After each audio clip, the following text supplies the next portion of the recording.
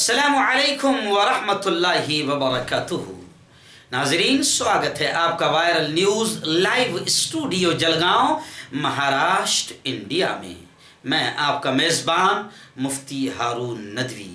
आइए डालते हैं हमारे प्यारे मुल्क भारत की बहुत ही ख़ास अहम बड़ी 10 खबरों पर नज़र। लेकिन अभी तक कोई इस बेबाक सच्चे चैनल के साथ जुड़ा नहीं है तो इस चैनल वायरल न्यूज़ लाइव को यूट्यूब पर सब्सक्राइब कर लें, बेल आइकॉन घंटी के बटन को दबा दें ताकि ताज़ा तरीन खबरें आपको फ़ौरन मिल जाया करे। और नाज़रीन, स्क्रीन पर चैनल का नाम, अकाउंट नंबर, IFS कोड दिया जा रहा है। इस अकाउंट में भी आप डायरेक्ट फाइनेंशियल हेल्प आप चैनल की कर सकते हैं, या नीचे डिस्क्रिप्शन ओपन कीजिए, डिस्क्रिप्शन में ऑनलाइन फाइनेंशियल हेल्प का एक फॉर्म दिया गया है, आप उसको फिल करके उसको भरकर भी आप चैनल की फाइनेंशियल हेल्प ज़रूर करें।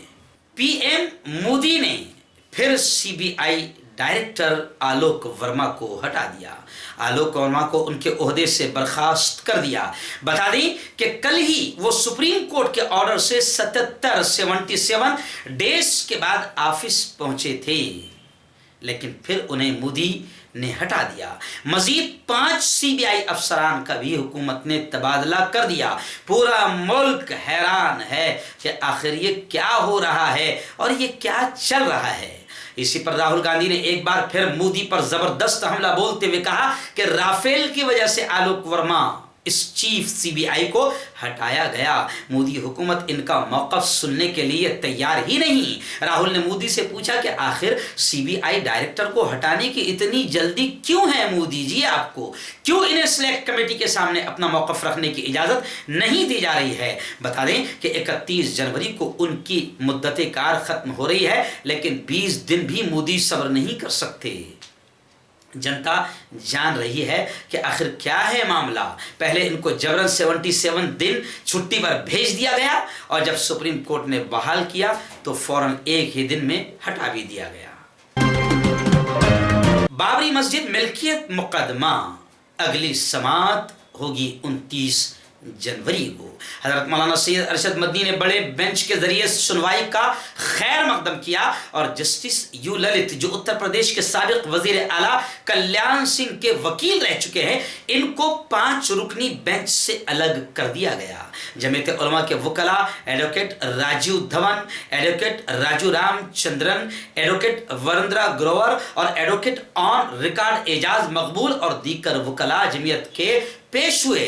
अदालत ने समाअत की तारीख आगे बढ़ा दी। भगवा टोला बौखलाया हुआ है। कुछ लोगों ने सुप्रीम कोर्ट के पास एहतजाज और अपनी नाराजगी का इजहार भी किया।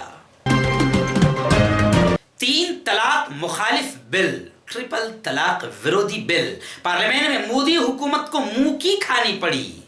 आखिर ये बिल मंजूर नहीं हुआ, लेकिन इसके बाद भी हरधर्मी और बेशर्मी की हद ये कि हुकूमत का मंशा है और कोशिश है कि इसे दोबारा ऑर्डिनेंस लाकर मंजूर कराया जाए। लिहाजा हुकूमत दोबारा ऑर्डिनेंस लाने की तैयारी कर रही है, लेकिन ये भी बता दें कि इनकी सारी तैयारियां धरी की धरी रह जा रही है और इंशाअल्लाह आइंदा भी हुकूमत को मुंह की खानी पड़ेगी।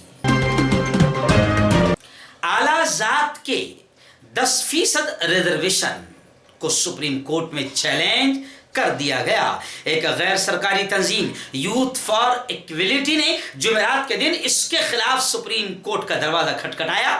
दरखास्त में कहा कि हिंदुस्तानी आइन के तहत माली तौर पर कमजोरों को रिजर्वेशन देने की बुनियाद नहीं बनाया जा सकता।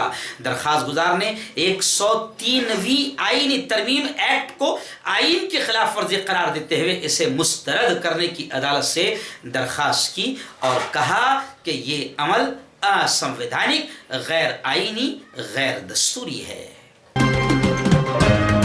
पार्लियामेंट के सरमाई इजलास की एक रिपोर्ट सामने आई कि मुख्तलिफ मसाइल पर अपोजिशन पार्टियों के हंगामे की वजह से पार्लियामेंट के गुज़िश्ता 11 दिसंबर को शुरू हुए सरमाई सेशन में राज्यसभा का 73% और लोकसभा का 53% वक्त बर्बाद हुआ। लोकसभा में 29 दिन की मुद्दत में कुल 18 नशिस्तें हुई और राज्यसभा में 30 दिन की मुद्दत में कुल 18 नशिस्तें हुई। इस दौरान लोकसभा में 46 घंटों से ज्यादा और राज्यसभा में 27 घंटों से ज्यादा काम नहीं हो सका। दोनों बहस की नजर हो गई। मुद्दे ही सरकार के कुछ ऐसे गलत आ रहे थे कि अपोजिशन के हंगामों में वक्त बर्बाद हो गया।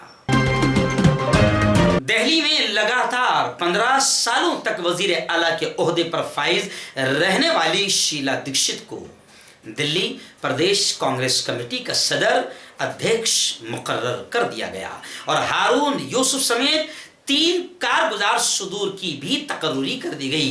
देवेंद्र यादव, राजेश ललोथिया और हारून यूसुफ ये तीनों कार्यकारी अध्यक्ष मुकर्रर किए गए। महाराष्ट्र के शहर मालेगांव में नाजायज तजावुजात अतिक्रमण के खिलाफ अवामी पार्टी का तारीखी आंदोलन, जबरदस्त एहतजाज, हजारों स्कूली बच्चे तलबा सड़कों पर उतर आए। तालीमी इदारों की जबरदस्त इस एहतजाज को हिमायत रही। प्ले कार्ड लेकर बच्चे नारेबाजी करते हुए दिखाई दिए। शहर की सड़कों को अतिक्रमण से पाक किया जाए।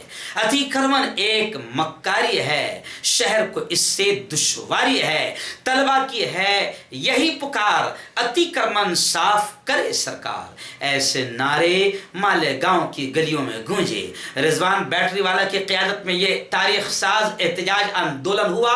GAT के चेयरमैन निहाल अंसारी, रिजवान बैटरीवाला और दीगर ने नायब कमिश्नर विलास गोसावी को मेमोरेंडम दिया और 7 रोज का अल्टीमेटम दिया, वरना जबरदस्त अंदाज में दोबारा आंदोलन छेड़ने का इशारा दिया।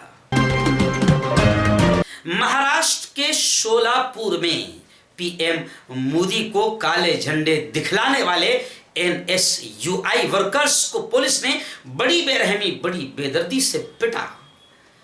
जो वीडियो पिटाई की वायरल हो गई, वो मार खाते रहे मगर चौकीदार चोर है, चौकीदार चोर है के नारे लगाते रहे। और चौकीदार कौन है सब जानते हैं।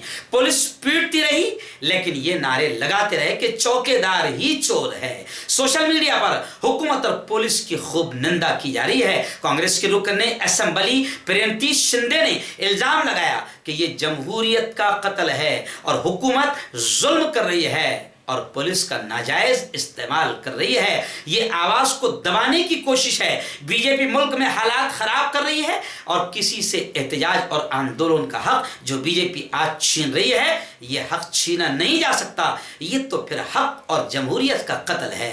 पुलिस ने 5 लोगों को गिरफ्तार भी कर लिया और पिटाई भी की। ये सरासर ज्यादती है और PM सरकार ऐसे काम क्यों कर रही है कि लोग उन्हें काले झंडे दिखा रहे हैं।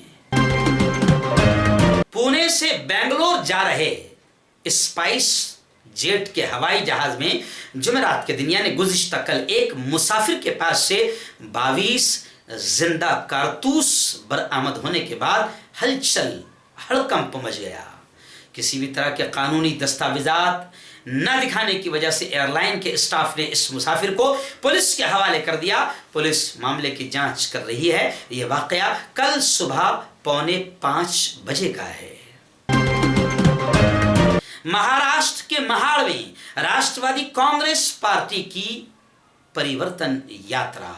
महाड़ में वाक़ रायगढ़ किले और चौदार तालाब पर जाकर शिवाजी महाराज और बाबा साहेब अंबेडकर को खिराज अकीदत पेश करके मुल्क और रियासत में इनकलाब लाने का राष्ट्रवादी ने अज़्म किया। इस दौरान छगन भुजबल ने कहा कि मुल्क और रियासत में हम इनकलाब लाएंगे। रियासत में और मुल्क में भाजपा और शिवसेना जैसी पार्टियों ने जनता के साथ धोखा किया है और उनको इक़्तिदार का सत्ता का नशा चढ़ गया है। इसलिए अब आने वाले इलेक्शन में उनको घर का रास्ता दिखाना बहुत जरूरी है।